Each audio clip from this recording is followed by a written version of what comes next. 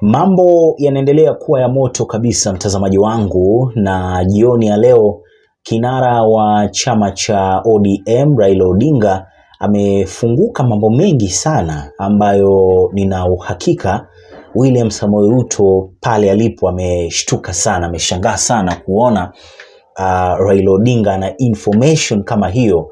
And kama umemsikiliza vizuri, Raila Odinga amefunguka mambo mengi ambayo ukiyafuatilia vizuri sio mambo ambayo hata Ruto mwenyewe anaweza katamani viongozi fulani wa UDA au wa Kenya Kwanza wajue kwa sababu ya kuropokwa na nini na vitu kama hivyo. Ni vitu ambavyo nina uhakika hata kwa upande wa William Samoei Ruto alitaka ziwe private kabisa, unanipata, ni viwe vitu fulani ambavyo ni wao wanajua kama walivyozungumza au kama walivyopanga au kama wanavyotaka na mambo kama hayo. Nitakuwekea hiyo video msikilize vizuri Raila Odinga vitu ambavyo alikuwa anavizungumzia, kwa sababu Raila anasema kwamba sasa hivi tunavyozungumza kuna mambo mengi ya ajabu sana Ruto anataka kufanya, and Wakenya wakikubali bas vitatuumiza sana. So you can imagine someone like Chebukati anataka kurudi kwenye serikali na anataka kupewa nafasi ya Chief Justice, itakuwaje? So Raila amekuja na zandani kabisa hizo. So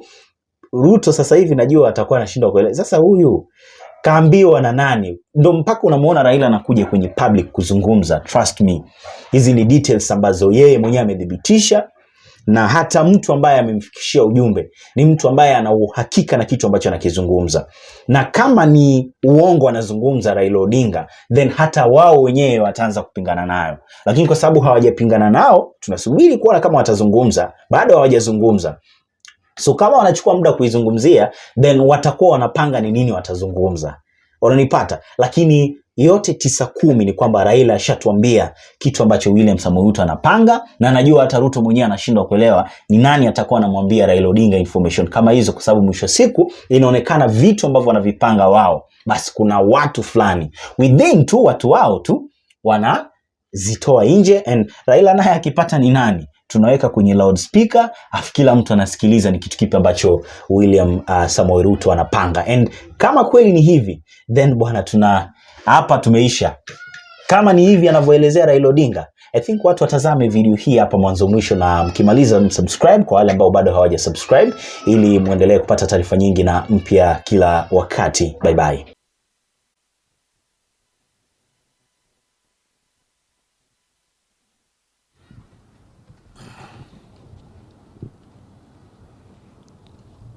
Are we ready? You ready?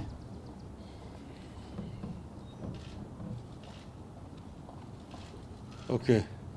Well, the statement I want to read here is about the judiciary executive deal should get Kenyans worried. We raised alarm when information emerged that the head of the judiciary, Madam Martha Koome, was seeking a meeting with the head of the executive, Mr. William Ruto, supposedly to iron out differences between the two branches of government. This followed a threat by Ruto and some members of his party and the administration against the judiciary, following a string of unfavorable rulings against the executive. We warned that there was more than met the eye in the threats by Ruto and the request for a meeting by Madam Koome. We warned then that Mr. Ruto's real intention was to complete the capture of the branches of the government by the executive by taking over the judiciary, force it to forever rule in his favor, in addition to populating the institution with the loyalists. We also warned that in this entire plan, the judiciary was showing signs of willingness to prostrate itself before the presidency in an arrangement that spells grave danger for the rule of law and the entire country. We now know what transpired at a State House meeting, and it is completely different from the lie the country was fed after that event. We can now confirm that there exists an elaborate plan that will allow Mr. Ruto to appoint friendly judges to the judiciary with the complete concurrence of Chief Justice Comey. This was among the issues discussed and agreed on during the ill-advised meeting between Ruto and Comey at State House. At the meeting, the Chief Justice and Mr. Ruto reached an agreement that will supposedly allow Mr. Ruto to provide additional funding to the judiciary. In return for this additional funding, Justice Comey is to advertise vacancies for 5 additional High Court judges and 11 Court of Appeal judges. This is in addition to the 20 High Court judges advertised last year. As a matter of fact, the advertisement of the 11 judges has just been done today. It is in today's Gazette. In that agreement, the 5 High Court judges and 2 Court of Appeal judges will be for Mr. Ruto to forward to the JSC. And he floated the names.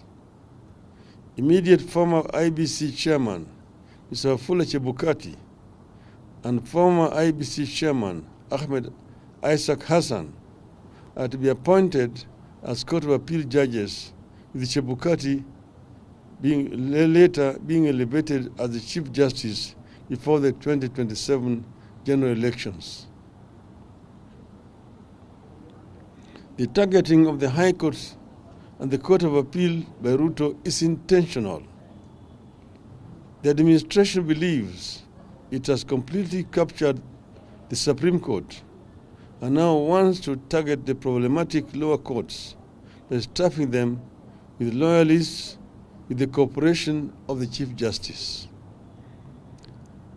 After filling the executive with people of questionable integrity and capacity, and who will remain eternally grateful to him, Mr. Ruto is looking to set up a user-friendly judiciary full of people with questionable pasts and limited capacity.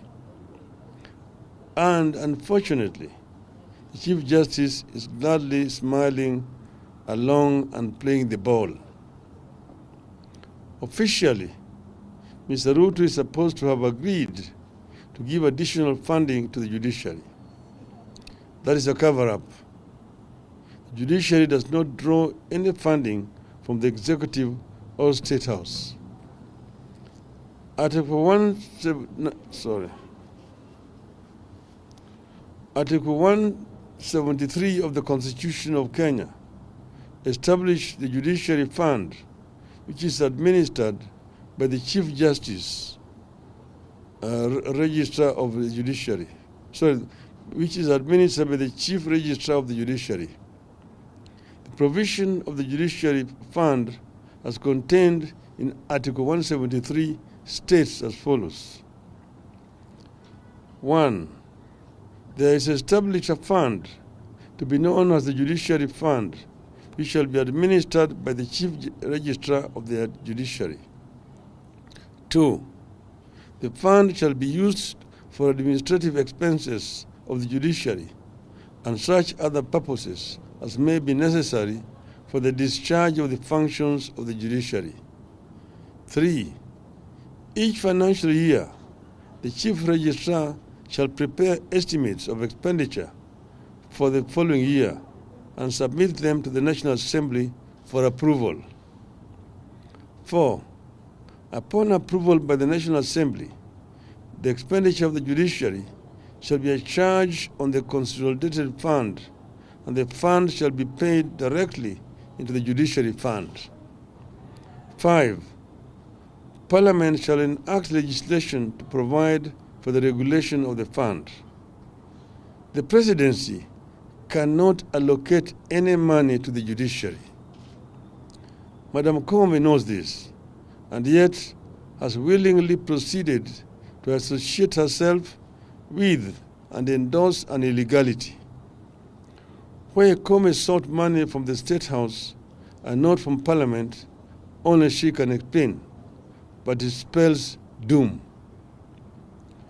To the best of our knowledge, the Judiciary has never said that it submitted budget estimates to Parliament and it was rejected. You have not seen any petition by the Judiciary to Parliament over rejection of submitted budget estimates, if any. We challenge Madam Comey to prove otherwise. Ruto is engaged in maneuvers designed to mitigate the ability of the courts to act as a check against the executive power at a time he has already muzzled legislative power through the capture of Parliament. And if you want to know that the National Assembly is captured, take note that the National Assembly Speaker, Moses Wetangula, filed a notice of appeal at the Supreme Court challenging the appeal court's decision that declined to extend order allowing housing levy deductions. The housing levy is being imposed by the executive, which is also the branch of the government who lost at the Court of Appeal. But it is Mr. Wetangula who has moved to the Supreme Court. What a shame. His loud protests against the court rulings are meant to intimidate and paralyze the courts. The latest move agreed on at the meeting with the Chief Justice are meant to enable him to pack the courts with the Kenya Kwanza-friendly appointees. The scheme is further meant to transfer certain judges from the courts to the IBC so that Ruto has a grip on the courts and the election management body as well. Where this country goes from here, should Ruto complete his intended capture of all branches of the government, should be everyone's worry. The capture of the judiciary, of all institutions, the beginning of a steady descent into anarchy. It is the beginning of the embrace of the law of the jungle instead of the rule of law. Impunity and capture of independent institutions by a corrupt executive is what drove Kenya to war in 2007-2008. A repeat exercise seems to be underway, and the results might not be different. And Kenyans have been here before. Still, when the Judicial Service Commission advertises vacancies next week, Kenyans will know what it means and who will get the jobs. It means 5 new judges picked by Mr. Ruto for the High Court and 2 judges in the name of Chebukati and Hassan, equally picked by Ruto. And the descent into the abyss will get a new momentum.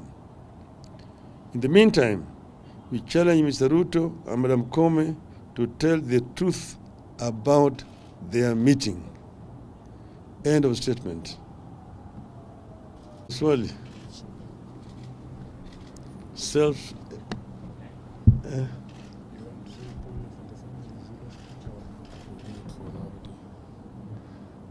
No, and on another issue, we are saddened at what happened last night in Embakasi village, where there was an explosion at an LPG filling plant, which has caused death, I'm told by now, of 4 Kenyans, and that very many people actually have been injured. We're told that people have different degrees of burns who have been treated at different institutions belonging to the Nairobi County government. We say pole to the families of the deceased and those who have been injured. We are with them at this very difficult time, but importantly, we want a proper investigation to be carried out. about these illegal activities which is being carried out in the residential areas where people live, which end up with this kind of losses here. And we urge Parliament to get involved in this. Thank you. Thank you. Thank you.